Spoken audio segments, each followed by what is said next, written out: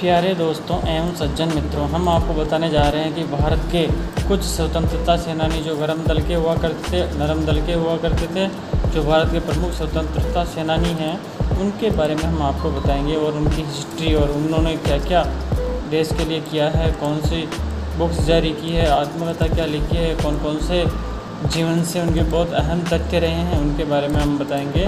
लाल बाल पाल, इनके बारे में आप अच्छी तरह जानते होंगे। उनकी सारी ऐतिहासिक स्टोरी एवं तथ्य हम आपको बताने जा रहे हैं। लेकिन प्यारे दोस्तों, उससे पहले हमारे टर्मिनल को सब्सक्राइब अवश्य करें और बने रहिए हमारे साथ। सब्सक्राइब करें और अधिक जानकारी प्राप्त करें। ये सिर्फ ट्रेलर है, पूरा एपिसोड देखने के लिए आप हमारे टर्मिनल पर जा सकते हो, वहाँ पर सब्सक्राइब करना ना भूलें। और दूसरी बात हम बता दें कि भारत के जो स्वतंत्रता सेनानी हैं, ऐतिहासिक हिस्ट्री रही है उनकी, ऐतिहासिक जो अहम कदम उठाए उन्होंने देश के लिए, लाल बाल पाल, गरम दल नरम दल दोनों के बारे में हम आपको बताने जा रहे हैं। तो प्यारे दोस्तों, बने रहिए हमारे साथ और हम बढ़ेंगे आपके साथ। तो अधिक जानकारी के लिए हम दे देते हैं आपको भारत के प्रमुख स्वतंत्रता सेनानी।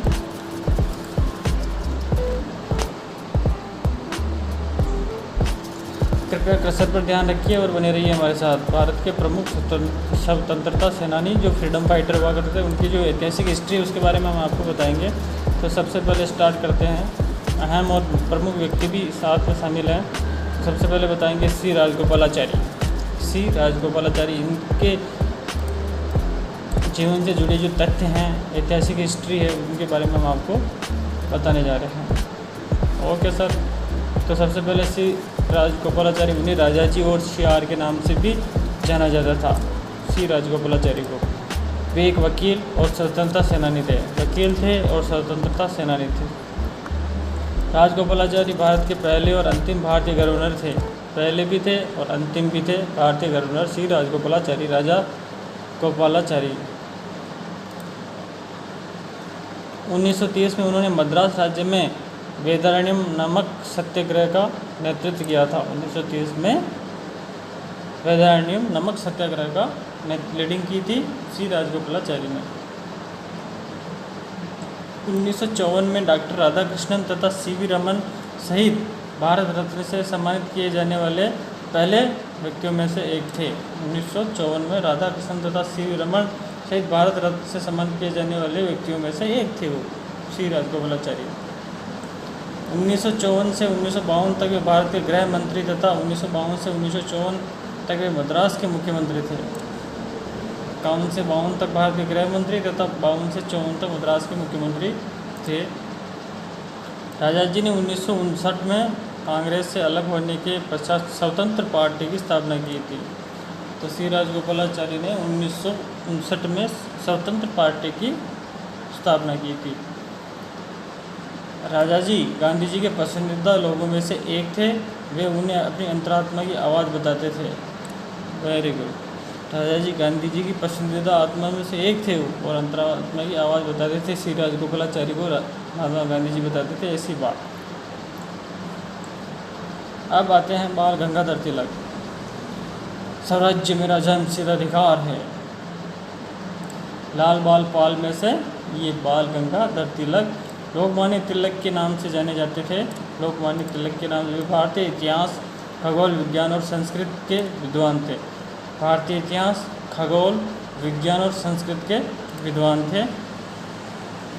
वे अपने कथन स्वराज मेरा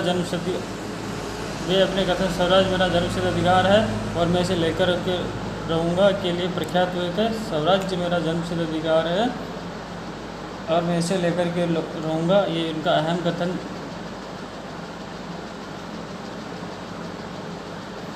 अंग्रेज उन्हें भारतीय अशांति का जन्म मानते थे। क्या बात कर रहे हो, भारतीय अशांति का जन्म, लाल बाल पाल।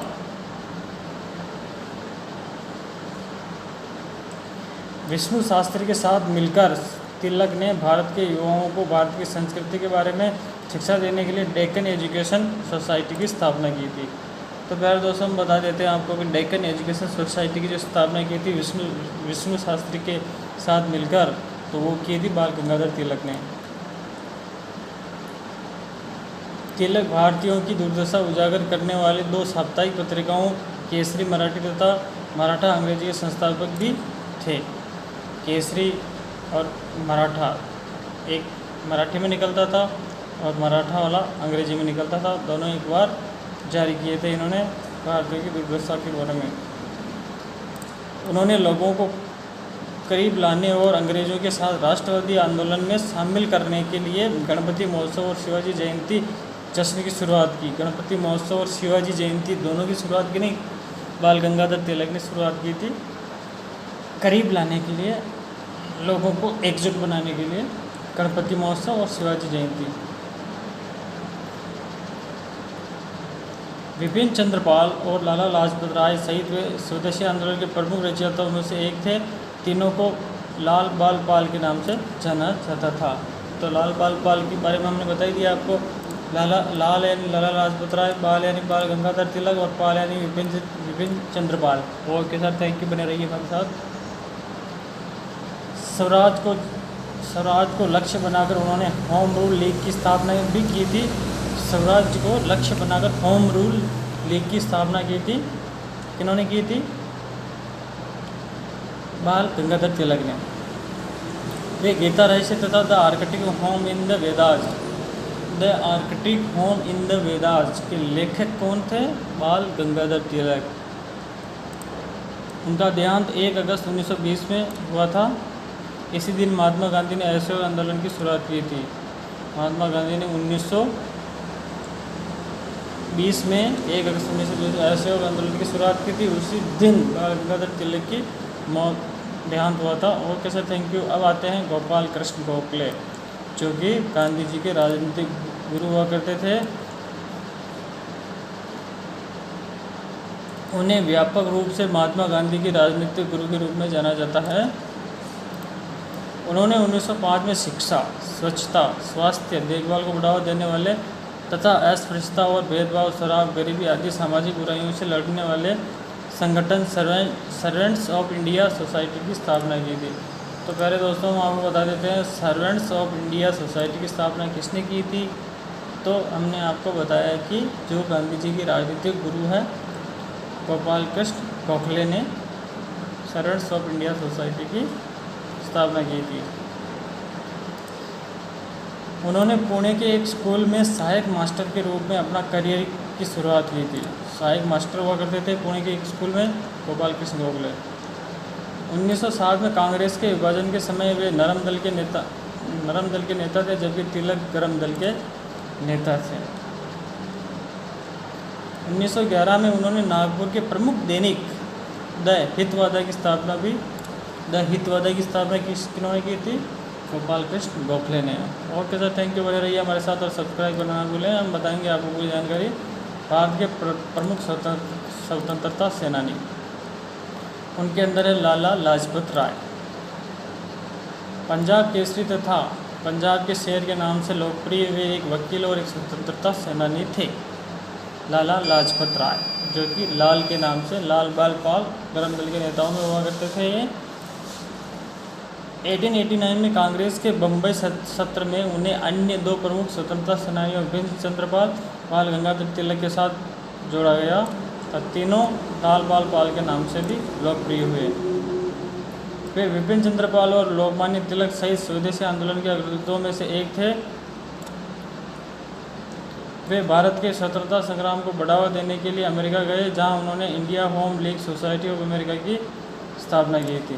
तो इंडिया होम लीग सोसाइटी की स्थापना अमेरिका में की गई थी।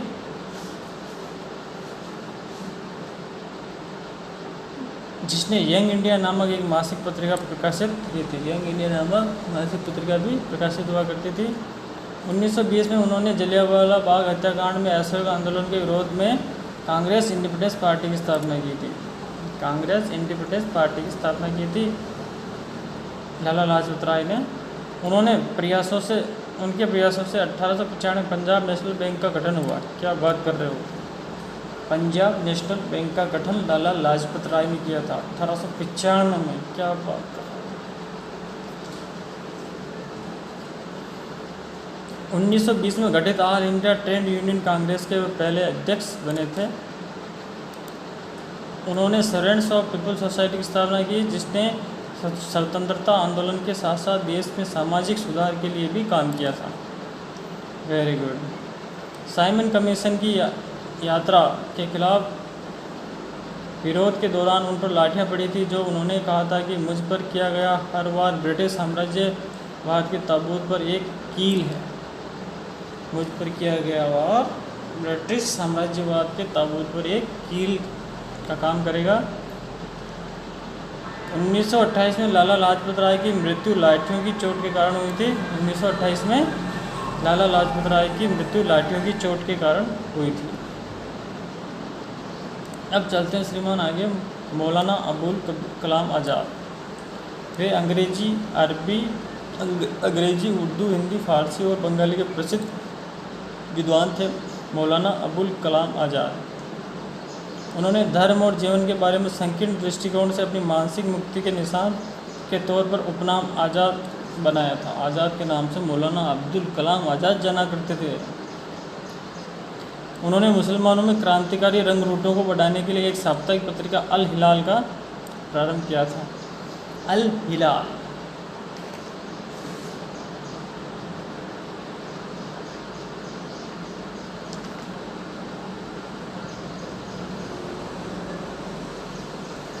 अल हिलाल का तो संस्थापक थे अल हिलाल के मौलाना अबुल कलाम आज़ाद। मौलाना अबुल कलाम आज़ाद को 1992 में मरणोपरांत भारत के सर्वोच्च नागरिक सम्मान भारत रत्न से सम्मानित किया गया था।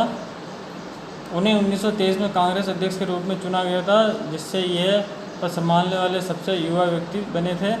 1940 में उन्हें फिर से अध्यक्ष बनाया गया था। सबसे पहले युवा अध्यक्ष कांग्रेस के बने थे मौलाना अबुल कलाम आज़ाद। वे स्वतंत्र भारत के पहले शिक्षा मंत्री बने, और जब भारत स्वतंत्र हो गया था तो पहले शिक्षा मंत्री बने थे अबुल कलाम आज़ाद।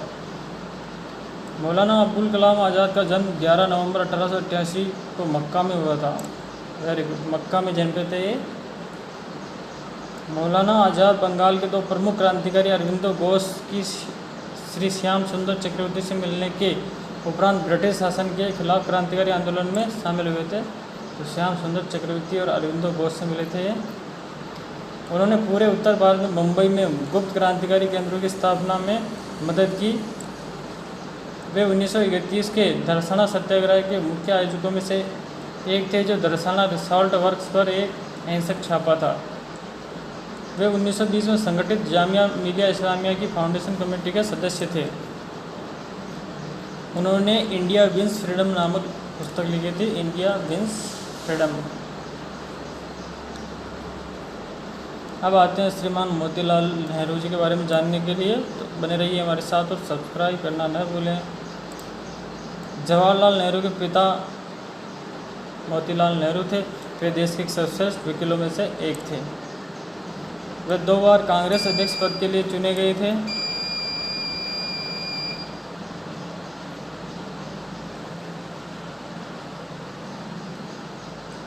उन्होंने चित्तरंजन दास के साथ स्वराज पार्टी का गठन किया था।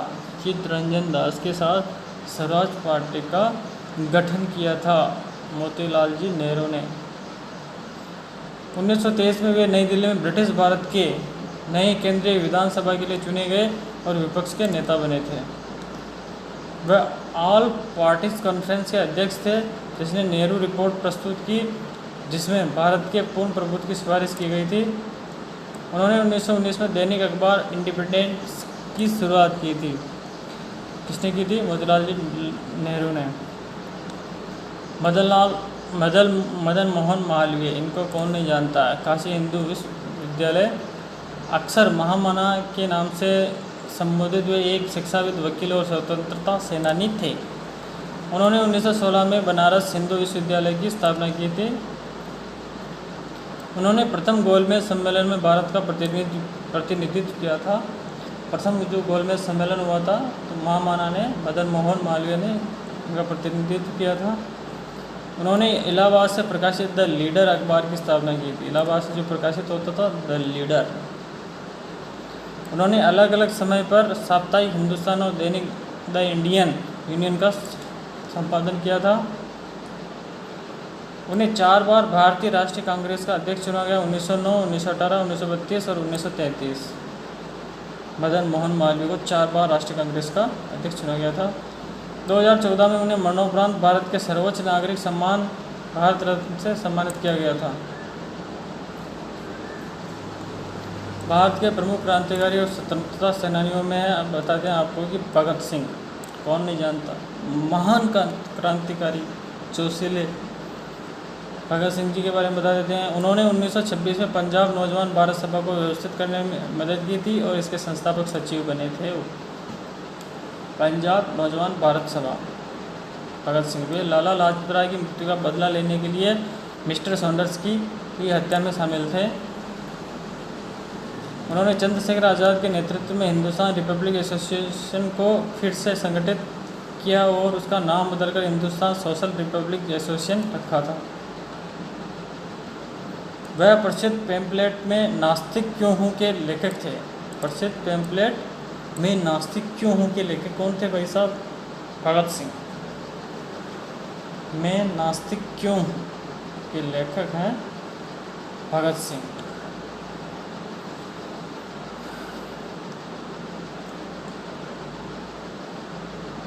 उन्होंने एक बार लाहौर उच्च न्यायालय के सामने घोषणा की, क्रांति की तलवार विचारों की शान पर तेज होती है। क्रांति की जो तलवार होती है विचारों की शान पर तेज होती है। क्रांति आग जब लगती है तो वो क्या नहीं छोड़ती है। तो उस टाइम सभी लोगों के विचारों में आग लगाने का जो काम कर रहे थे वो भगत सिंह जी थे। और मैं नास्तिक क्यों हूँ पैम्पलेट के लेखक हैं भगत सिंह। उन्होंने public safety bill and trade dispute bill के पारित होने के विरोध में बटुकेश्वर दत्त के साथ दिल्ली की विधानसभा कक्ष में 2 बम फेंके थे। उन्हें 23 मार्च 1931 को लाहौर जेल में राजगुरु और सुखदेव के साथ फांसी दी गई थी। उन्हें 23 मार्च 1931 को लाहौर जेल में राजगुरु सुखदेव के साथ फांसी, इनके साथ में जो असेंबली से बम फेंकने में थे जो 3 राजगुरु, सुखदेव और भगत सिंह। अब चलते हैं चंद्रशेखर आज़ाद के बारे में जानने के लिए जो इम्पोर्टेंट तथ्य है हिस्ट्री से संबंधित और देश आज़ादी से संबंधित। उनका वास्तविक नाम चंद्रशेखर तिवारी था। उन्होंने आज़ाद उपनाम बनाया था। इन्होंने भी अपना आज़ाद, और उधर मौलाना अबुल कलाम आज़ाद ने भी अपना नाम उपनाम आज़ाद बनाया रखा था। उन्होंने अंग्रेज़ों द्वारा कभी भी जिंदा न पकड़े जाने की शपथ ली थी। जिंदा नहीं पकड़ सकते, सिर्फ मौत ही। हिंदुस्तान रिपब्लिकन सोशलिस्ट एसोसिएशन के संस्थापक राम प्रसाद बिस्मिल की मृत्यु के बाद वे उसके प्रमुख आयोजक बने हैं। वे काकोरी ट्रेन डकैती में शामिल थे परंतु गिरफ्तारी से बचने में सफल रहे। 27 फरवरी 1931 को अल्फ्रेड फ्राग इलाहाबाद में एक मुठभेड़ के अंत में उन्होंने खुद को गोली मार और शहीद हो गए कि उन्होंने शपथ ली थी कि मैं जिंदा मुझे नहीं पकड़ पाओगी। अब आते हैं राम प्रसाद बिस्मिल। प्रसिद्ध कविता सरफरोशी की तमन्ना के लेखक, सरफरोशी की जो तमन्ना उसके लेखक राम प्रसाद बिस्मिल। उन्होंने अशफाक उल्लाह खान के साथ काकोरी ट्रेन डकैती की योजना बनाई थी। उन्होंने सचिंद्र नाथ सान्याल सहित हिंदुस्तान रिपब्लिकन एसोसिएशन की स्थापना की थी। उन्हें गोरखपुर जेल में 19 दिसंबर 1927 पर अंग्रेज़ों ने फांसी दी थी। सचिंद्र नाथ सान्याल। उन्होंने राम प्रसाद बिस्मिल सहित हिंदुस्तान रिपब्लिकन एसोसिएशन की स्थापना की थी। बंदी जीवन नामक प्रसिद्ध पुस्तक के लेखक, बंदी जीवन नामक राम प्रसाद बिस्मिल सहित हिंदुस्तान रिपब्लिकन एसोसिएशन की स्थापना की थी। और सचिंद्र नाथ सान्याल, इन्होंने बंदी जीवन नामक पुस्तक की लेखन किया था। उन्हें काकोरी ट्रेन डकैती में आजीवन कारावास की सज़ा सुनाई गई। अंडमान के सेलुलर जेल भेजा गया था। वे गदर षड्यंत्र मामले में भी शामिल थे। तो ओके सर, थैंक यू। हमारे साथ बने रहने के लिए बहुत बहुत धन्यवाद। हम चाहते हैं कि हमारे साथ बने रहिए और सब्सक्राइब करना ना भूलें। ऐसी जानकारी हम आपको ऐतिहासिक एवं वर्तमान से संबंधित सारे क्वेश्चन हम आपके पास पेश करते रहेंगे। Thank you very much. और राजू बागरवाला को सब्सक्राइब करना ना भूलें। ऐसे ही हम आपके साथ बने रहना चाहेंगे और ऐसी जानकारी हम आपके पास पहुँचाते रहेंगे। Thank you very much.